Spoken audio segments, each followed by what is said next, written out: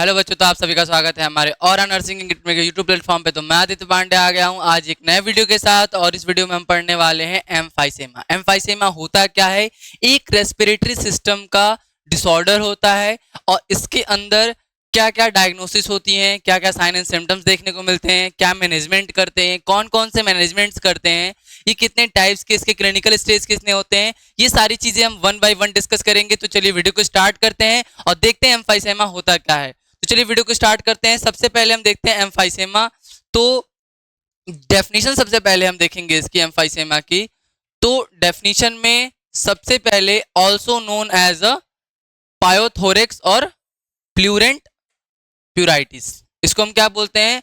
पायोथोरेक्स और प्रूलेंट प्लूराइटिस भी बोलते हैं इसको। The word emphysema come from the Greek word, जिसका मतलब होता है एम्पाइन।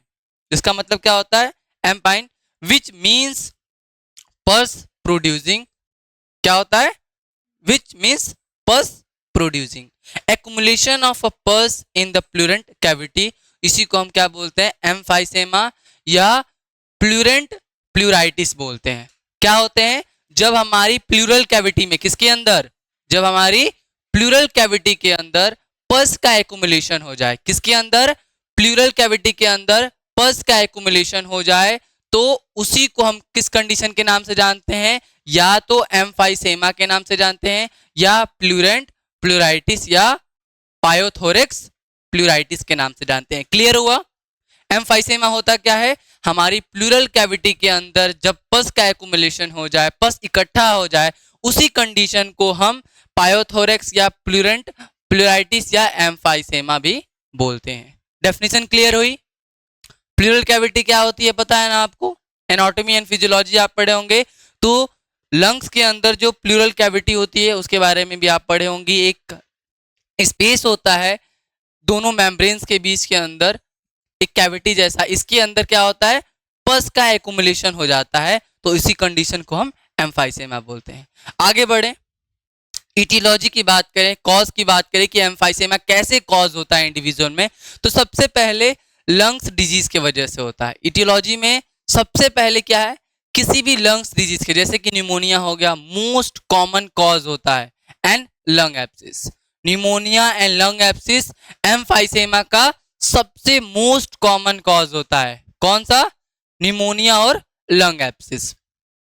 सबफ्रेनिक abscess, accumulation of infected fluid between the diaphragm, liver and spleen, इसको हम क्या बोलते हैं?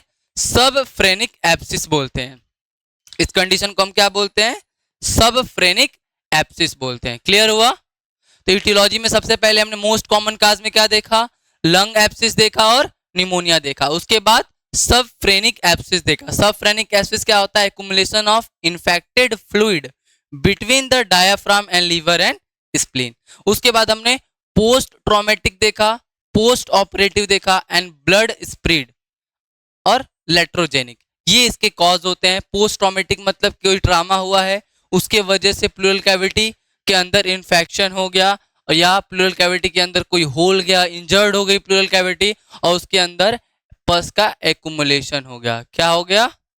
एक्युमुलेशन हो गया। क्लियर हुआ?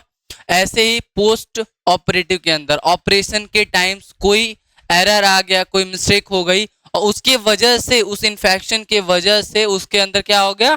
फ्लूइड का एक्युमुलेशन हो गया। तो ये किसको कॉज कर सकता है? हमारे एम्फाइसेमा या प्लूरेंट प्लूराइटिस को कॉज कर सकता है। ब्लड स्प्रेड और एट्रोजेनिक, ये हमारे इटियोलॉजी के अंदर आ जाते हैं। रिस्क फैक्टर की बात करें कि कौन कौन से फैक्टर्स चांसेस बढ़ा देते हैं एम्फाइसेमा होने के, तो सबसे पहले इसमें है हमारा एल्कोहलिज्म, दूसरा है ड्रग यूज, तीसरा है एचआईवी इन्फेक्शन, चौथा है नियोप्लाज्म, और पांचवा है प्री एग्जिस्टेंट पल्मोनरी डिजीज। जो एल्कोहल्स का ज्यादा कंजम्पशन करते हैं उनके अंदर ज्यादा चांसेस होते हैं एम्फाइसेमा होने के। ड्रग यूज करते हैं उनके अंदर ज्यादा चांसेस होते हैं। जो एचआईवी इन्फेक्शंस के पेशेंट होते हैं उनके अंदर ज्यादा चांसेस होते हैं। नियोप्लाज्म के जो पेशेंट होते हैं उनके अंदर ज्यादा चांसेस होते हैं एम्फाइसेमा क्रिएट होने के। और प्रे एग्जिस्टेंस पल्मोनरी डिजीज, कोई भी लंग्स डिजीज या पल्मोनरी डिजीज पेशेंट को पहले से है, प्री एग्जिट है, तो एम्फाइसेमा होने के चांसेस बढ़ जाते हैं।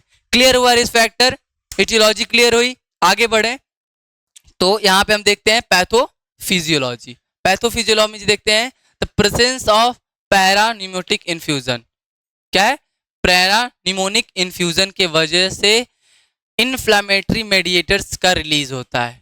पहले क्या होता है? पैरानिमोटिक इन्फ्यूजन्स होते हैं, उसके बाद इन्फ्लामेटरी मेडिएटर्स रिलीज होते हैं, उसके बाद परमेबिलिटी ऑफ कैपिलरीज, जो परमेबिलिटी होती है कैपिलरीज की वो इंक्रीज होती है।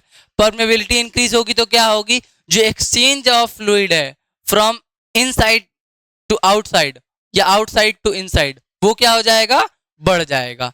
Attract the WBC to the site escape of the albumin and other protein from the capillaries। WBC sites पे आएंगी और वहां से एल्बुमिन एंड प्रोटीन क्या होगा? स्कैप होगा। फिर प्लूरल फ्लूइड बढ़ जाएगा साइट्स के अंदर और presence of free following protein rich fluid, जिसको स्टेज 1 बोलते हैं। और वो जो प्लूरल कैविटी होगी वहां पे जो प्रोटीन रिच प्लूरल फ्लूइड होगा वो फ्री फ्लोइंग करने लगेगा। इन्फ्लामेशन वर्सन हो जाएगी और ज्यादा इन्फ्लामेशन होगी। उसके बाद क्या होगा कि attract more WBC the site पे, एक्सटेंसिव प्लूरेंट एक्सुडेट प्रोडक्शन होगा, इरिटेशन होगा, फाइब्रोब्लास्टिक होगा जिसमें कोलेजन्स एंड प्रोटीन्स होंगे, एक्टिविटी होंगे, जिसको स्टेज 2 बोलते हैं। इरिटेशन जब का इनिशिएशन होगा किसका? फाइब्रोब्लास्टिक का एक्टिविटी का, तो उसको हम स्टेज 2 बोलेंगे। उसके बाद एडरेंस होगा टू प्लूरल मेम्ब्रेन का, जिसको हम एस स्टेज 2 बोलते हैं। और फॉर्मेशन ऑफ पिल्स हो जाएंगे। क्या हो जाएगा? फॉर्मेशन ऑफ पिल्स हो जाएगा। यहाँ पे आपको दिख रहा होगा ये जो है इनके बीच में क्या हो गया है? पस एक्युमुलेट हो गया है, ये दिख रहा होगा आपको। क्लियर हुआ?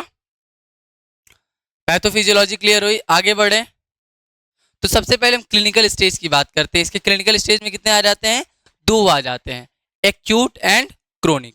अभी हमने एक्यूट एंड क्रोनिक की बात कर चुके हैं कि एक्यूट क्या होते हैं और क्रोनिक क्या होते हैं। एक्यूट जब कोई लॉन्ग पीरियड ऑफ टाइम के लिए परसिस्ट ना रहे या कोई रिसेंट इन्फेक्शन हो, उसको हम क्या बोलते हैं? एक्यूट बोलते हैं। और क्रोनिक के अंदर क्या आता है? जो कोई लॉन्ग पीरियड ऑफ टाइम के लिए परसिस्ट रहे within the first few week of the onset. इसका जो ऑनसेट होता है वो 2 वीक, फर्स्ट 2 वीक तक रहता है। और क्रोनिक स्टेज की बात करें तो आफ्टर द 2 वीक और with the formation of the thick peel and loculation. Clear हुआ? इसके स्टेजेस क्लियर हुए हैं आपको? 2 स्टेज थे, एक था एक्यूट और एक था हमारा क्रोनिक स्टेज। एक्यूट स्टेज क्या होता है? जो विद इन 2 वीक के होता है। और क्रोनिक क्या होता है? आफ्टर 2 वीक और with the formation of the thick peel और लोकुटेशन। अब कॉज ऑफ क्रोनिसिटी, क्रोनिसिटी क्या होती है, उसकी कॉज कैसे होते हैं? Inaccurate tube drainage, tube drainage नहीं होगा। क्रोनिसिटी मतलब ज्यादा प्लूरल फ्लूइड उसके अंदर, प्लूरल कैविटी के अंदर ज्यादा फ्लूइड या ज्यादा पस इकट्ठा हो जाना, जिसको वो क्रोनिसिटी कॉज कर दे। क्लियर हुआ? तो क्रोनिक कब होगा? जब इनएक्यूरेट ट्यूब ड्रेनेज होगा। क्रोनिक पल्मोनरी डिजीज हो जाएंगी, जैसे टीबी एंड फंगल इन्फेक्शन हो जाएंगे। इम्यून सप्रेस्ड पेशेंट होगा या presence of foreign body within the pleural face, तब हमारी क्रोनिसिटी कॉज होगी। क्लियर हुआ? क्रोनिसिटी कब कॉज होगी? जब पेशेंट का इनएडिक्वेट ट्यूब ड्रेनेज होगा, क्रोनिक पल्मोनरी डिजीज होगी उसके अंदर, इम्यून सप्रेस्ड पेशेंट होगा, presence of foreign body within the pleural space. ये हमारे क्रोनिसिटी को क्या करेंगे? कॉज करेंगे। अब हम आगे बात करते हैं sign and symptoms of the emphysema. Clear हुआ? एम्फाइसेमा के हम साइन एंड सिम्टम की बात करें तो सबसे पहले फीवर हो सकता है। पेशेंट को हमको क्या देखने को मिलेगा? पेशेंट के अंदर हमें फीवर देखने को मिल सकता है। उसके बाद कफ एंड एक्सपेक्टोरेंट देखने को मिल सकता है। क्या देखने को मिल सकता है? Cough and expectoration. क्या देखने को मिल सकता है? कफ के साथ साथ एक्सपेक्टोरेशन भी देखने को मिल सकता है। प्लूरेटिक चेस्ट पेन, पेशेंट को क्या होगा? प्लूरेटिक चेस्ट पेन देखने को मिल सकता है पेशेंट के अंदर। उसके अलावा इजी फटिगेबिलिटी देखने को मिलेगी, लॉस ऑफ वेट देखने को मिलेगा, नाइट स्वेटिंग देखने को मिलेगी। तो ये हमारे साइन एंड सिम्टम्स में आ जाते हैं एम्फाइसेमा के। अभी तक हमने क्या पढ़ा? डेफिनेशन पढ़ लिया है, साइन एंड सिम्टम की समझ में आई होगी, इटियोलॉजी पढ़ लिए हैं, रिस्क फैक्टर पढ़ लिए, पैथोफिजियोलॉजी हमने डिस्कस की। अब हम साइन एंड सिम्टम डिस्कस कर रहे हैं और इसके बाद हम देखेंगे इसके मैनेजमेंट के या कॉम्प्लिकेशंस के। तो सबसे पहले हम कॉम्प्लिकेशन की बात करें तो रप्चर इनटू द लंग्स, इसके वजह से जो लंग्स होता है उसके अंदर रप्चर हो जाता है, ब्रोंको प्लूरल फिस्टुला। जो इस प्लूरल कैविटी के वजह से जो फिस्टुला डेवलप होगा उसके वजह से लंग्स के अंदर क्या हो सकता है, रप्चर हो सकता है। Spread to the subcutaneous tissue के अंदर ये स्प्रेड कर सकता है। उसके बाद emphysema necessitatis, extension of the emphysema outward the pleural cavity. Emphysema necessitatis को क्या बोलते हैं, extension of emphysema outward the pleural cavity. Clear हुआ ये वर्ड। स्पेक्टिसेमिया और सेप्टिक शॉक हो सकता है, स्पेक्टिसेमिया एंड सेप्टिक शॉक आपको देखने को मिल सकता है कॉम्प्लिकेशन ऑफ एम्फाइसेमा के रूप में। कॉम्प्लिकेशन क्लियर हुआ।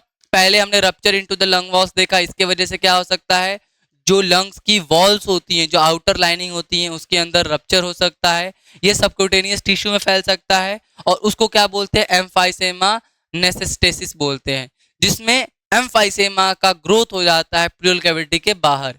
स्पेक्टिसेमिया और सेप्टिक शॉक देखने को मिलता है। क्लियर हुआ है इतना ज्यादा कॉम्प्लिकेशन। अब हम बात करते हैं इन्वेस्टिगेशन, जिसको हम डायग्नोस्टिक इवेल्युएशन भी बोलते हैं। क्या बोलते हैं, डायग्नोस्टिक इवेल्युएशन भी बोलते हैं। सबसे पहले हम हिस्ट्री कलेक्शन करेंगे ही करेंगे। Physical examination and history collection common है, सब में हम करते हैं। तो सबसे पहले हम हिस्ट्री कलेक्शन करेंगे और सिस्टमिक और normal head to tail general physical examination करेंगे। उसके बाद हम चेस्ट एक्सरे करा सकते हैं, सीटी स्कैन करा सकते हैं, अल्ट्रासोनोग्राफी करा सकते हैं पेशेंट को, एंड थोरेसेंटेसिस करा सकते हैं। ये सारी चीजें हम investigation for the confirmation of the emphysema के लिए कराएंगे। क्लियर हुआ ये सब इन्वेस्टिगेशन के अंदर आ जाते हैं। Chest x-ray, CT scan, ultrasonography and थोरेसेंटेसिस।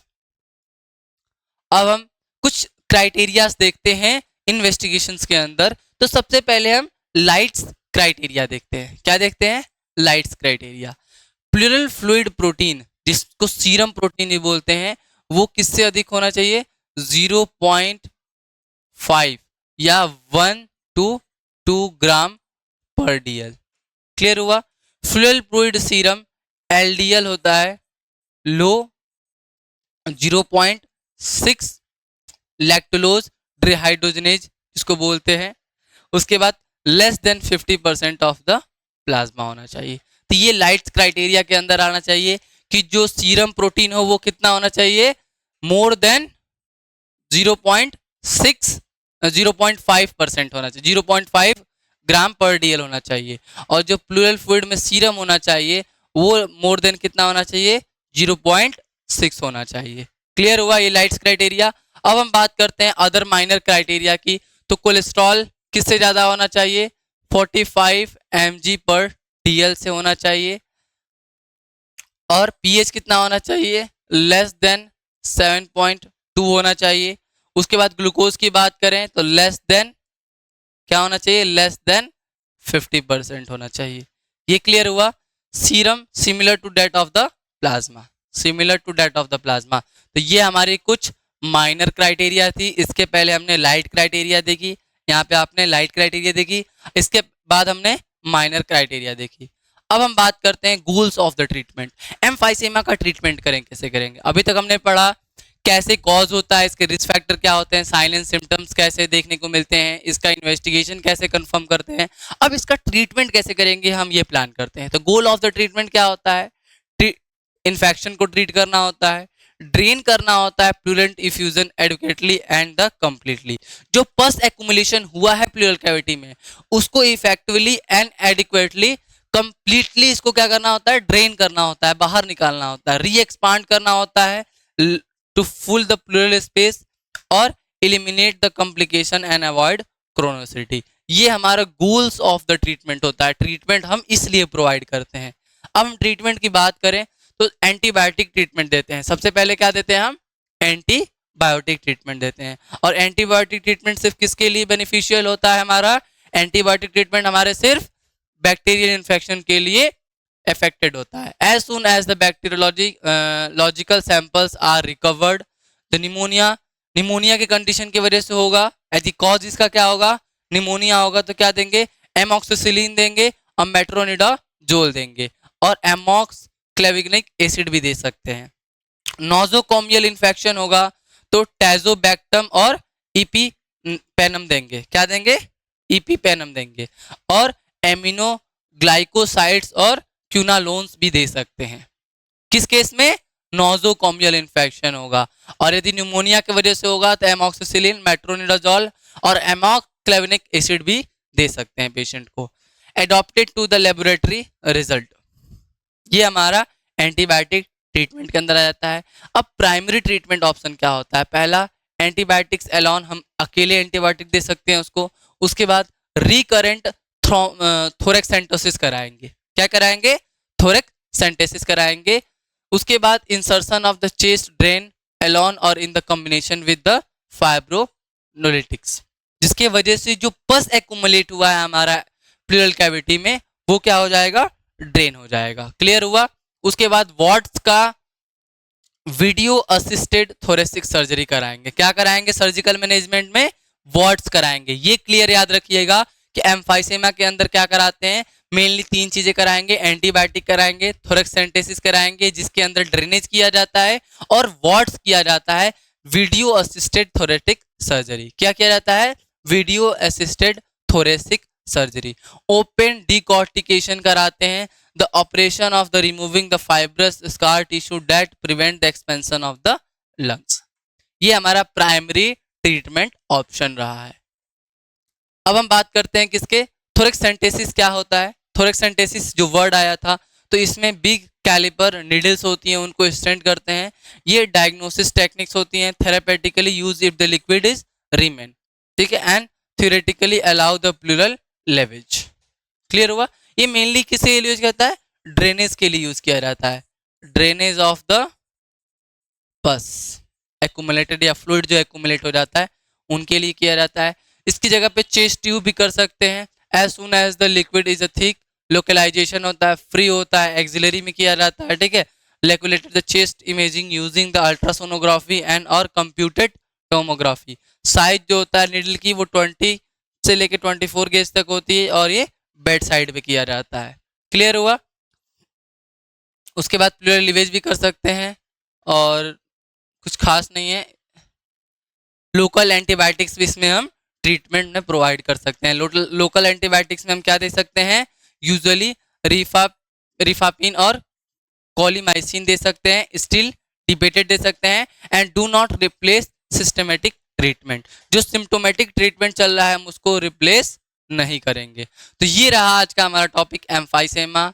I hope आपको समझ में आया होगा, सारी चीज़ें एम्फाइसेमा की डेफिनेशन समझ में आई होगी। इसके हमने फिर इटियोलॉजी पढ़ी, रिस्क फैक्टर्स पढ़े, इसके साइन एंड सिम्टम्स पढ़े, इसके ट्रीटमेंट्स पढ़े, इसके कॉम्प्लिकेशंस को हमने देखा, इसके डायग्नोसिस को देखा, इसके ट्रीटमेंट को देखा। ये सारी चीज़ें हमने 1 बाय 1 देखी। पैथोफिजियोलॉजी भी हमने देखा था। आई होप आपको ये समझ में आई होगी। तो चलिए मिलते हैं नेक्स्ट वीडियो में, तब तक के लिए धन्यवाद।